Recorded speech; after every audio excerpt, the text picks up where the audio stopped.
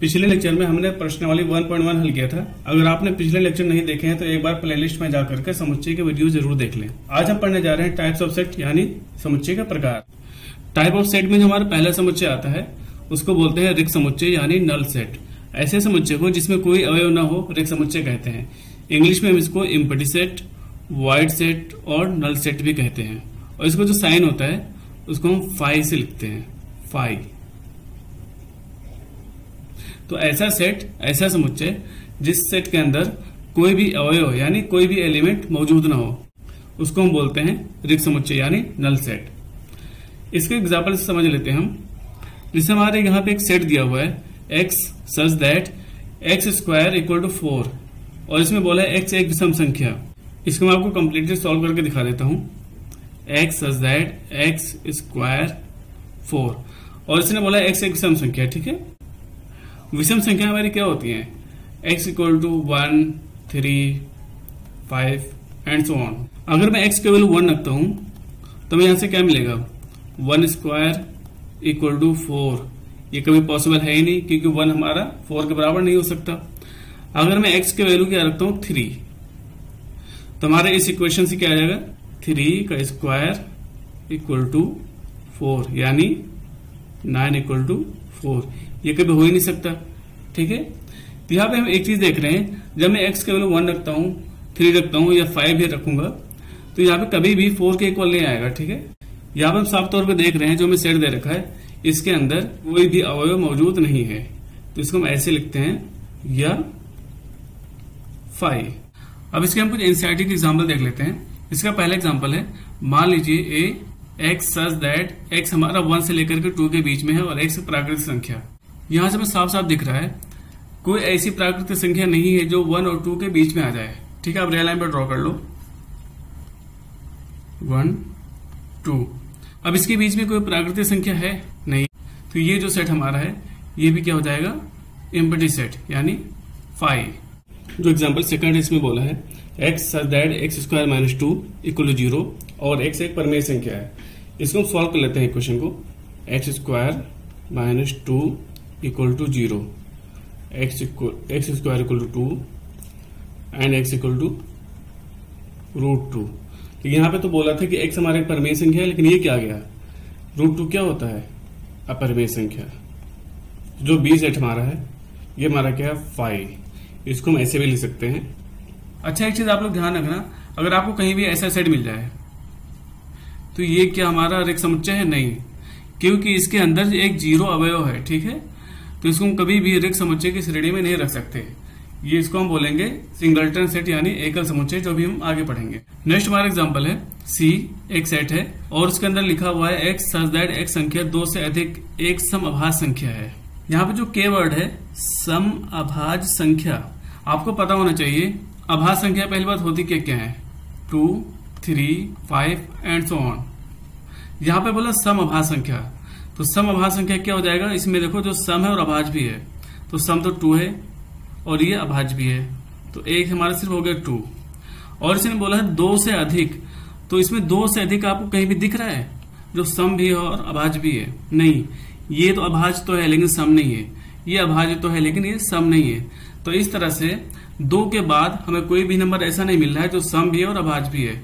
तो इस तरह से हमारा क्या हुआ? जो C हुआ इसको बोलेंगे 5 सेट, या इसको हम इस तरह से भी लिख सकते हैं। अब ब्रैकेट लगा दो और उसके अंदर अवयव जो है खाली छोड़ दो। जो नेक्स्ट हमारा एग्जांपल है x such that x square equal to 4, x विषम है। ये एग्जांपल मैं आपको पहले भी बता चुका हूं। तो इस तरह से हमने देखा कि रिक्त समुच्चय क्या होते हैं? ऐसा समुच्चय जिसके अंदर कोई भी अवयव मौजूद ना हो उसे हम रिक्त समुच्चय बोलते हैं और उसको हम 5 से डिनोट करते हैं यानी हम 5 से लिखते हैं। नेक्स्ट हमारा है परिमित समुच्चय यानी फाइनाइट सेट। यदि किसी समुच्चय में अवयव की संख्या परिमित हो तो उसे हम परिमित समुच्चय कहते हैं। जैसे अब एग्जाम्पल आप देख लो, समुच्चय एक हमें समुच्चय दे रखा है, उसके अंदर जो अवयव है 1, 4, 16, 64 एक परिमित समुच्चय है क्योंकि इसमें केवल 4 अवयव है। इसको आप साफ साफ गिन सकते हो कि इसके अंदर कितने अवयव हैं? 1, 2, 3, 4 अवयव हैं सिर्फ। इसके हम कुछ एग्जाम्पल और देख लेते हैं। ये हमारा परिमित समुच्चय है क्योंकि इसको हम साफ साफ बता सकते हैं कि इसके अंदर 26 एलिमेंट है यानी 26 अवयव है। इसी तरह से हम दूसरा भी बता सकते हैं 2, 4, 6 से लेकर 26 क्योंकि इसमें अवयव की संख्या 13 है। थर्ड हमारा है एक्स सच दैट एक सप्ताह का दिन। सबको पता है कि एक सप्ताह में 7 दिन होते हैं, ठीक है, इसको हम गिना जा सकता है, ये परिमित है, इसकी एक सीमा है। तो ऐसा समुच्चय जिसमें अवयव की संख्या परिमित हो, जिसको हम गिन सकें, काउंट कर सकें, उसको हम बोलते हैं परिमित समुच्चय। समुच्चय के प्रकार में हमारा अगला समुच्चय है अपरिमित समुच्चय, यानी इनफाइनाइट सेट। जैसे कि हमारा डेफिनेशन से ही पता चल रहा है, यदि किसी समुच्चय में अवयव की संख्या अनंत हो तो वो अनंत समुच्चय कहलाता है। अनंत मतलब जिसको हम काउंट ना कर सकें, जिसको हम गिन ना सकें, हम पक्का ना बता सकें इसके अंदर कितने अवयव हैं। जैसे हमारा एग्जाम्पल ले लो 1, 3, 9, 27, 81। अब ये कहां तक जा रहा है हमें कंफर्म नहीं पता, तो ये हमारा क्या हो जाएगा, अनंत समुच्चय। इसके कुछ एग्जाम्पल और देख लेते हैं। जैसे इसमें पहला एग्जाम्पल है 1, 2, 3 से लेकर के कहां तक, अनंत तक, ठीक है। दूसरा हमारा है 2, 4, 6, कहां तक हमें कंफर्म नहीं पता, ये हमारा कहां तक जा रहा है, अनंत तक जा रहा है। इस तरह से और एग्जाम्पल है। इसका जो फोर्थ एग्जाम्पल है इसको मैं देख लेता हूं। X such that x equal to n square, n धन पूर्णांक है। धन पूर्णांक आप बता सकते हो क्या क्या होते हैं, 1, 2, 3, 4 ऐसे हमारा, ठीक है। तो ये हमारे कहां तक जा रहे हैं, इनफाइनाइट तक जा रहे हैं। तो इसमें हम एन की जगह पे 1 से लेकर के इनफाइनाइट तक कोई भी नंबर रख सकते हैं। तो इन सब एग्जाम्पल को देखने के बाद हमें क्लियरली पता लग गया होगा कि अपरिमित समुच्चय क्या होते हैं। ऐसा समुच्चय जिसमें अवयव की संख्या अनंत हो, जिसको हम काउंट न कर सके, जिसको हम डेफिनेटली बता ना सकें कि इसके अंदर कितने अवयव हैं, ठीक है, वो हमारा कहलाता है अपरिमित समुच्चय या अनंत समुच्चय। अगर आपको समान रूप से किसी सेट में ऐसे बोल दिया जाए कि सम संख्याओं का समुच्चय, अब उसने ये नहीं बोला कहां से कहां तक, तो ये हमारा क्या होगा, अनंत समुच्चय यानी अपरिमित समुच्चय। अगर आपको बोल दिया जाए विषम संख्याओं का समुच्चय या भाज्य संख्याओं का समुच्चय, अभाज्य संख्याओं का समुच्चय, अगर आपको बाउंड्री न बता दी जाए कि कहां से कहां तक, तो ये क्या कहलाएगा, अनंत समुच्चय। नेक्स्ट हम देखते हैं समान समुच्चय। समान समुच्चय यानी इक्वल सेट्स। यदि ए और बी दो ऐसे समुच्चय हों कि ए का प्रत्येक अवयव बी का भी अवयव हो और बी का प्रत्येक अवयव ए का भी अवयव हो, तो दोनों समान या बराबर कहे जाते हैं और इन्हें हम ए इक्वल टू बी के रूप में भी लिखते हैं, ए इक्वल टू बी। इसमें क्या बोला है, यदि ए और बी दो ऐसे समुच्चय हो, ए का प्रत्येक अवयव बी का भी अवयव हो, ठीक है। अगर कोई एक्स हमारा अवयव है, ठीक है, अगर वो ए से बिलोंग कर रहा है तो वो बी से पक्का बिलोंग करेगा, और अगर कोई अवयव हमारा बी से बिलोंग कर रहा है तो वो ए से पक्का बिलोंग करेगा। इस तरह के समुच्चय को कहते हैं इक्वल सेट्स यानी समान समुच्चय। तो अगर ये दो कंडीशन फुलफिल हो रहा है तो इसको हम लिख सकते हैं ए इक्वल टू बी, ठीक है। और अगर ए और बी इक्वल नहीं है उसको हम लिखेंगे ए नॉट इक्वल टू बी। अब इसको हम एग्जाम्पल से समझ लेते हैं। इसमें जो एग्जाम्पल दिया हुआ ए इक्वल टू 3, 5, 10, बी हमारा क्या दिया हुआ 5, 10, 3। यहाँ पे आप देख लो जो डिफिनेशन हमारा बोला था कि जो एक अवयव हो बी के भी अवयव होने चाहिए। 3 यहाँ पे है, 3 यहाँ पे भी है। अब यहाँ पे सोच रहे होगे कि 3 तो यहाँ पे पहले आ रहा है, यहाँ बाद में आ रहा है। समुच्चय की खासियत होती है कि उसमें जो क्रम है वो मायने नहीं रखता। आप चाहे ए बी सी लिखो, चाहे सी बी ए लिखो, वो बात एक ही है, बस कॉमा लगा के सेपरेट होना चाहिए। यहाँ पे 5 है, 5 यहाँ पे भी है, 10 और 10 यहाँ पे भी है, तो इसको हम बोल सकते हैं ए इक्वल टू बी। अच्छा, अगर यहाँ पे अगर ऐसे दिया होता, ये हमारा जो सेट है 3, 5, 10 और बी हमें सेट दिया होता 3, 5, 10, 15, तो ये क्या हमारा समान समुच्चय है? नहीं है, क्योंकि इसने इसका कन्वर्स भी बोला था, इसका उल्टा भी बोला था कि बी के सारे एलिमेंट ए में भी होने चाहिए। तो यहाँ पे 15 तो है लेकिन 15 इसमें नहीं है, तो इसको हम क्या बोलेंगे ए नॉट इक्वल टू बी। हमारा अगला समुच्चय है सिंगलटन सेट यानी एकल समुच्चय। इसको हम नाम से पता चल रहा होगा आपको। ऐसे समुच्चय जिसमें केवल एक ही अवयव होता है उसको हम क्या बोलते हैं? एकल समुच्चय।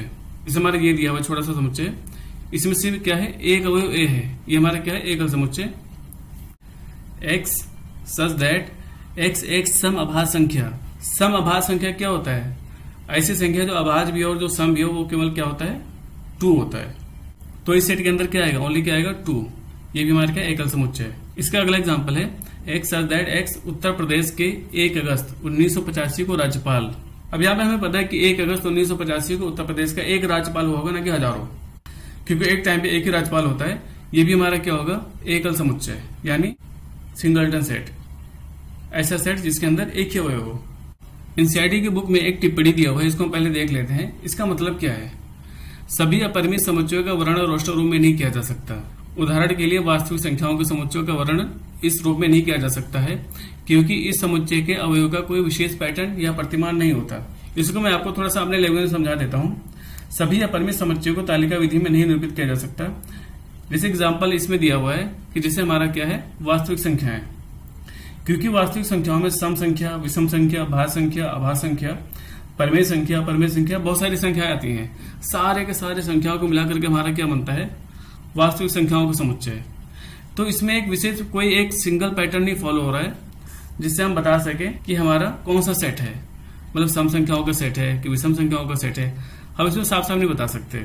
अगर आपके माइंड में थोड़ा सा खुराफात आ रहा है कि सर हमारे पास एक सेट ऐसा है, हमने ले लिया -2, -1, 0, 1, 2, ये हमारा क्या है? वास्तविक संख्याओं का समुच्चय है। नहीं, ये गलत है। ये हमारा वास्तविक संख्याओं का समुच्चय नहीं है। ये हमारा क्या है? पूर्णांकों का समुच्चय है। क्योंकि वास्तविक संख्याओं के समुच्चय का मतलब है इसके अंदर दशमलव वाले भी नंबर आने चाहिए। इसमें कहीं आ रहा है दशमलव नंबर? ये हमारा क्या है? पूर्णांकों का समुच्चय है। तो इस तरह से हम साफ साफ देख सकते हैं कि वास्तविक संख्याओं को कभी भी रोस्टर रूप में लिखा नहीं जा सकता। लेकिन अगर हम बात करें इसको समुच्चय निर्माण विधि में, तो हम उसको लिख सकते हैं ए एक्स सच दैट एक्स एक वास्तविक संख्या। अब हम एनसीईआरटी के कुछ एग्जाम्पल देख लेते हैं।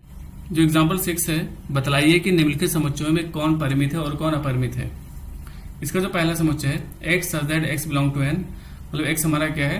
प्राकृतिक संख्या से बिलोंग कर रहा है। और इसमें एक इक्वेशन दिया है, एक समीकरण दिया है। ये जो हमारा समीकरण दिया है इसको आप सॉल्व करोगे तो क्या आएगा? x = 1 और x = 2, ये दो नंबर आएंगे।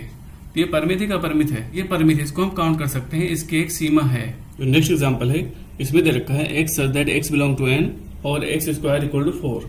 इसको हम सॉल्व कर लेते हैं। x² = 4, यहां से हमारे निकल के क्या आएगा? x = +-2। लेकिन हम यहाँ पे -2 तो ले नहीं सकते, क्योंकि इसने पहले ही बोल दिया कि जो x हमारा है वो नेचुरल नंबर है, यानी प्राकृतिक संख्या है। तो सिर्फ क्या लेंगे? x = 2। तो ये हमारा क्या आएगा? परिमित समुच्चय। इसमें केवल एक ही अवयव आएंगे। नेक्स्ट एग्जांपल हमारा है x such that x belong to n और 2x - 1 = 0। इसको भी क्वेश्चन को सॉल्व कर लेते हैं। 2x - 1 = 0। इसने यहाँ पे बोला है कि x हमारा क्या है? नेचुरल नंबर है। हम देख लेते हैं आता है कि नहीं। x = 1/2, जो नंबर जो हमारा नेचुरल नंबर है नहीं, ये हमारा क्या है? परिमेय नंबर है। तो इस तरह से हमारा ये सेट क्या हुआ? ये इम्पटी सेट है, यानी रिक्त समुच्चय है। तो ये हमारा जो ओपन करके आएगा ये क्या आएगा? 5। और 5 क्या होता है? 5 एक परिमित समुच्चय होता है। इसको आप लोग याद कर लो। 5 एक परिमित समुच्चय होता है। जिसका फोर्थ एग्जांपल है x बिलोंग टू n और x एक अभाज्य संख्या है। हमें सबको पता है कि जो प्राकृतिक संख्या अभाज्य संख्या होती है वो कौन कौन सी होती हैं? 2, 3, 5, 7, ऐसे कहां तक जाती है? अनंत तक जाती है। इसमें इसने कुछ बताया ही नहीं कि कहां से कहां तक है। तो ये हमारा क्या है? अपरिमित समुच्चय है। जो फिफ्थ हमारा है x बिलोंग टू n और x एक विषम संख्या है। जो हमारा नेचुरल नंबर है और विषम संख्या है वो क्या होता है? 1, 3, 5, 7, 9, 11, ऐसे कहां तक? अनंत तक। तो ये हमारा क्या है? अपरिमित समुच्चय है। स्टूडेंट्स, आज के वीडियो लेक्चर में इतना ही। नेक्स्ट वीडियो में हम पढ़ेंगे उप समुच्चय यानी सबसेट।